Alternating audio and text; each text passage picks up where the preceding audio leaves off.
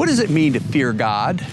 What's the difference between fearing God and being paranoid about God and avoiding Him altogether? Why should we fear Him? How do you fear God while loving God? And why should we not fear people? I'm Brian Bateman, and this is Red Letter Blueprint, Jesus' 52 Rules for Joy.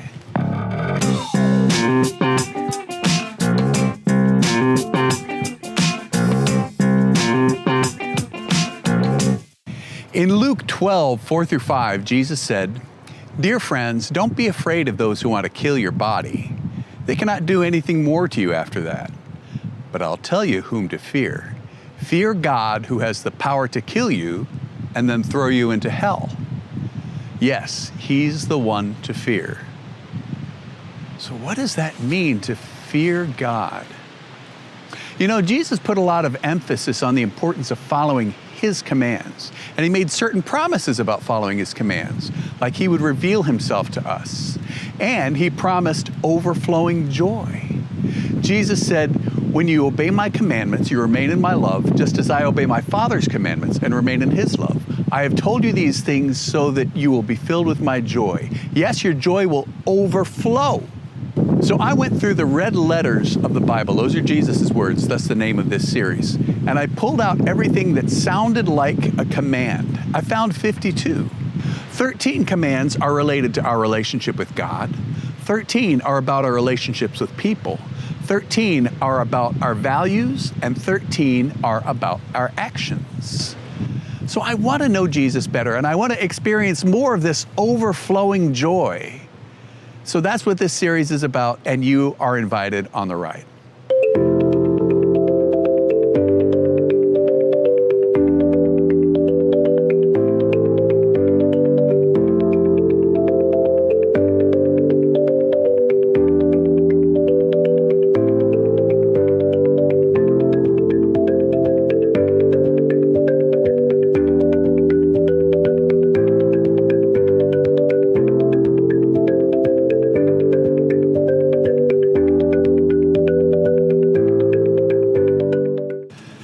This is my friend Andy Ludlum, and he has a lot of wisdom in him. So I asked him to share about this command: don't fear people, fear God.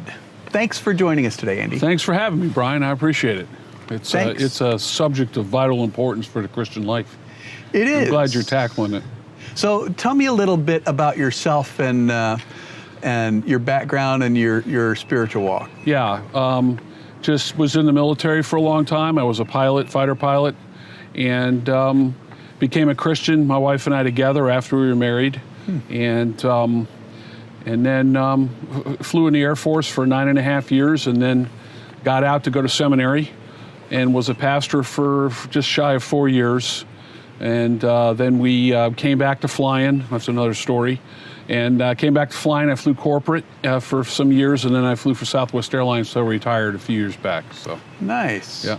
Nice. Yeah. So that seminary training helped you with more knowledge of the Word. Absolutely. It was really invaluable at the time. That's great. And I think there was a lot of fear for us, especially when we left the professional ministry, full-time ministry as a pastor. And for other reasons, we ended up closing the church, and it was a very difficult time for us because we feared the unknown. Right. We feared what was coming up. We feared what God was going to have for us. And I think I had gone to other interviews to be a pastor at other places, and they hadn't worked out. I had a wife and 3 children, and I had to provide for them. And so I elected to come back to flying, to fly for somebody I flew for when I was in seminary, actually, in Texas. And we moved there. Never had that in my plan. And we lived in Texas for 7 years. Wow. And decided not to return to the pastorate. But I could still use all the gifts and the things I learned in seminary in church ministry and in life, period. So nice. So how do we fear God while loving Him? Great question. The two aren't antithetical. They can't be. because both are contained in the same verses, for the same admonitions. Right. So love for God, which in our culture tends to be reduced to more feelings, I would say is faith born out in action, where fearing God is understanding his power, understanding his absolute judgment in the sense that he knows what's in everyone's heart, and he is able to judge the thoughts and intentions of the heart, like we do through the word, right? Hebrews 4:12. Right. And we are to not just respect that, but to stand, if you ever stood in front of a building, or you ever stood in something that was just, you just had to look at it because aren't many words, that would describe it. That's how we should approach God. And I think, but it's in that relationship too, in the awe part of it, where we can love him also as he's changed our heart and mind to do so by being born again, born from above, and loving him in a way because of who he is and what he's done for us.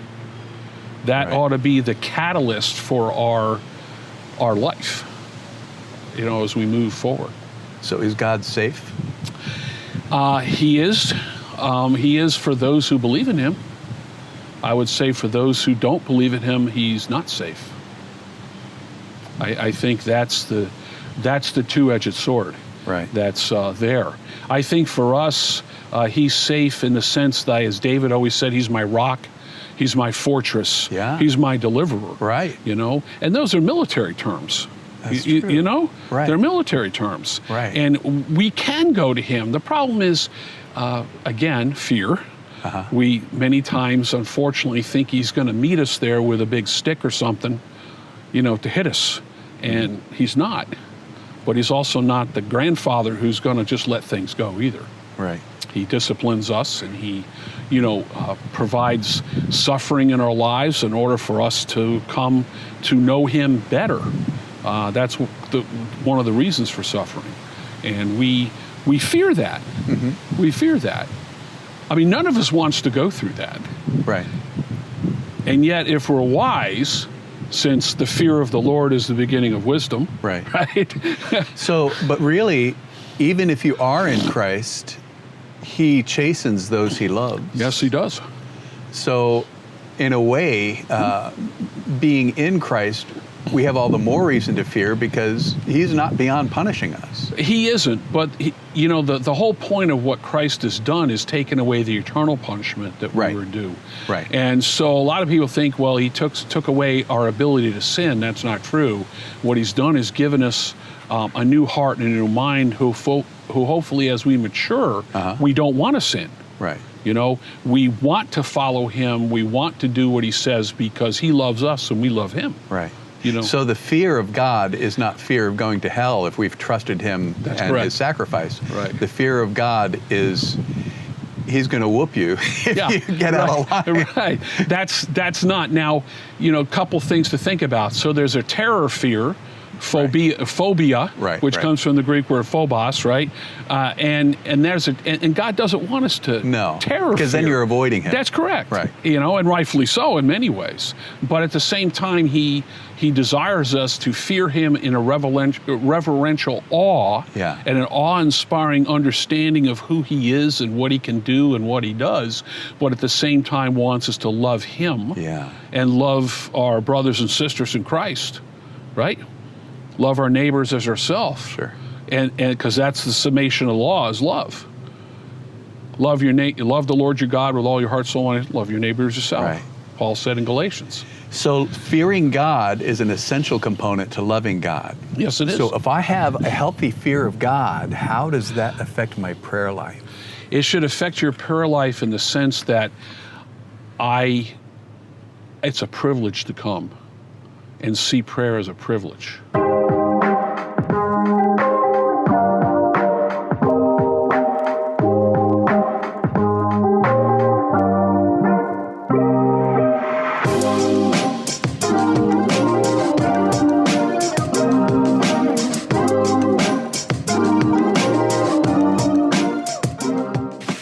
Here are a couple proverbs about fearing the Lord and not fearing people. Fear of man will prove to be a snare, but whoever trusts in the Lord is kept safe. Proverbs 29:25. The fear of the Lord is a life-giving fountain. It offers escape from the snares of death. Proverbs 14:27. So why does God need us to fear him? See, he doesn't need us to fear him. He understands human nature, that if we're not at that point, we have to come to a point of humility. And that fear should breed humility in our life. So really, because he loves us, he needs us to recognize our position in relation to him. I think that's absolutely true. Well stated. I think our position in him is the core understanding of why the fear ought to be there. Yeah. And it's not a one-time thing. It's not a one-event thing. Right. This is a daily thing that we have to recognize. Sovereignty and holiness of God. Right. Yes. So what does it look like today for somebody to live a life that's fearing people? I think for a Christian who names the name of Christ, it's crippling. I think it's crippling because God has empowered us through his word and spirit to engage people. We're here to bring light and life to this world because it doesn't have those two things without Christ. And that we are here to not just in our life, look at our lives, but also in our speech, in speaking the gospel to people, challenging them that they're going to meet God, they're going to stand before God's face one day, and they're going to give an account or whatever they're going to do, and it ought to be scary to people. Right. You know, that's why the day of the Lord is called, I think, the great and terrible day of the Lord. It's going to be immense, but it's also going to be great for his people, but terrible for those who don't believe. Right. I mean, it's uncomfortable for us to go speak the gospel to people just because we do fear. Right. But the fear is all self-centered. You're right. Right. It's all self-centered. And Martin Luther would say, if you do things out of fear of punishment or love of reward, you see what I'm saying? That's not good works. Right. Good works are that which honors Christ and comes at a personal sacrifice for us. So how does fearing God and not fearing people empower a Christian? Because they understand they understand the objections to Christianity. They understand those things, and they can begin to speak to those and bring that light and life into people. When you begin to see a process begun by God in a person, and it's not always obvious, right? Right. Plant and water, and God causes the growth. When you begin to see that process in people, you can begin to rejoice that he's working. Amen. At the same time, the gospel is there to condemn too. That's what Romans 1 is about. Right. You know, it's there. It brings condemnation also. Right. At the same time it's being preached, it brings salvation and it brings condemnation. Right. And we can't be afraid. We can't be afraid to do people's reactions. That's correct. The prophets were not afraid. Right. You know? And how did the disciples respond when they were whipped and punished for preaching Jesus' name? They sang. They praised God for being punished. And they were grateful for the opportunity to suffer for Jesus. That's right. That is not fearing man. That is not fearing man. What incredible power you have at that point. You do. What can control you? Because you're not afraid of anything anymore. That's correct. Except for the Lord. And you would rather suffer and die That's correct. than face the Lord and deny him. That's correct. Yeah. Yeah. When I was 18 years old, a youth ministry called Young Life asked me to be a counselor on a ski weekend. And I didn't want to, but they put pressure on me and I just kind of gave in. And I was very shy, I was very skinny, I was a really new Christian. And but I had just graduated high school, I was 18 years old, and they put me in a room I was horrified to see with 3 football players. And I was supposed to lead small group discussions with these 3 jocks, and I was anything but a jock. I was just a geek, and I was scared to death of these guys. I was really afraid they were gonna eat me for lunch. They were huge, and I was so skinny. Oh, I remember the fear I had, and I wanted to quit. Everything in me wanted to go back and say, you've made a terrible mistake. I'm the wrong person for this. To make things worse, on the very first night in the lodge where we were staying, we all went swimming, which means I had to put on a bathing suit in front of these 3 big jocks. So there I am in front of the mirror in the common room, adjusting my bathing suit, trying to pull it up to cover as much of myself as I possibly can, my skinny frame. And I was standing next to the alpha jock in the room, and he was also trying to pull his bathing suit up to cover as much of him as he could. He was 17, I was 18. There's almost no age difference between us, and he was so much bigger. And then finally he spoke to me. He said, "Do I look fat?" I said, "No, you look great. I look really skinny though." And he said, "I'd rather be skinny than fat." And once I realized he was just a human, all this peace came over me. Well, I still didn't want to lead the small group discussions, but I had no choice, and I did it. And you know what? God used me. They actually listened to my authority. They asked me questions. They listened to what I said. They cooperated. I couldn't believe it. The point is, fearing people is crippling. There's no point in doing that. Fear God, not humans. So sometimes we're in a position of serving God and we're not being well received. Maybe somebody is persecuting us or just making life hard for us, and we're tempted to quit that and try to find something else to do. Yep. How do we overcome that impulse to Well, quit? I think when it comes to people, particularly in ministry, criticizing us, the first thing I ought to be asking is what they're saying true. Yeah. It doesn't so much who it comes from. I remember David when he was fleeing Jerusalem, and Shimei was throwing rocks at him. Yeah. You know? And I can't remember whether it was Joab, whoever it was, said, let me go take care of him for you. And David said, let him alone. He may be doing exactly what the Lord wants him to do and what I need. So I know I went through that personally as a pastor. Yeah, I'm sure. Here at, Pastors which closes, get a lot of criticism. They get a lot of criticism. Hardly anybody understands that until you're in ministry, you really don't.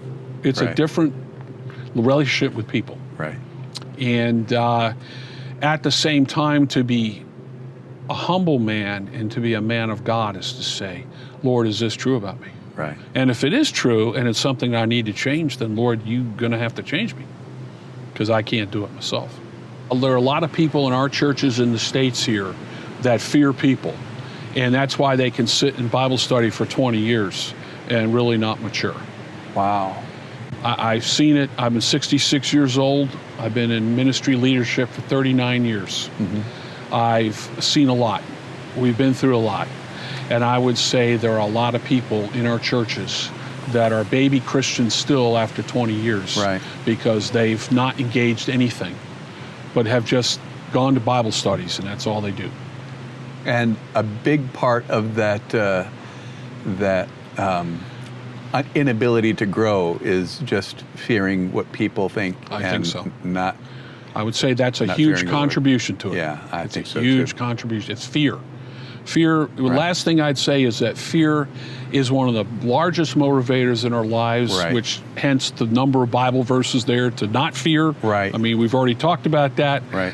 But the idea to take inventory of our thoughts, inventory when we go for decision making on certain decisions, what is preventing me from doing this or not doing this? And if fear is part of that, then one must take inventory of those details and see where you need to go to Christ on that to change your heart. Right. Yeah. Thank you for your wisdom. Yeah. I really appreciate it. I enjoyed it. All right, man. I hope it helped. Yeah, definitely. Thanks. Marshall Siegel, the president and CEO of Desiring God, said this: "Have no fear of men, but instead live among men with a holy, trusting, even joyful fear of God. Don't fall into the same snare that the Jews of Jesus' day fell into, mistaking the lamb's wounds for weakness. Nothing we might fear is as powerful as this blood. No power of hell, no praise of man can compare with the staggering, even frightening splendor of His majesty. Jesus is the dreadful King and Judge who has become a sanctuary for all who believe and fear. Woe to us if we tremble before criticism and yawn before the cross. Anyone who has my commands and obeys them loves me. My Father will love the one who loves me. I too will love Him, and I must show myself to Him. John chapter 14, verse 21.